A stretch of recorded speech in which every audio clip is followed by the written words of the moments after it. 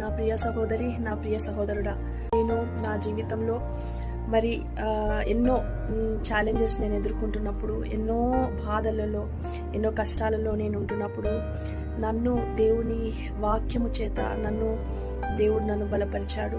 So ఈరోజు మరి నువ్వు ఏ కష్టంలో ఉన్నావో, ఏ బాధలలో నువ్వు ఉన్నావో, మరి నువ్వు అనుకుంటుండొచ్చు, అయ్యో నన్ను ఆదరించేవారే లేరే, నన్ను బలపరిచే వాళ్ళే లేరే, ఈ లోకంలో నేను ఎక్కడికి వెళ్ళినా మరి నాకు ఆ యొక్క నన్ను అర్థం చేసుకునే వ్యక్తులే నాకు కనబడట్లేదే, నేను నమ్ముకున్న నా తల్లిదండ్రులు, నేను నమ్ముకున్న నా సహోదరులు, నేను నమ్ముకున్న వ్యక్తులే నన్ను విడిచిపెట్టి వెళ్ళారు.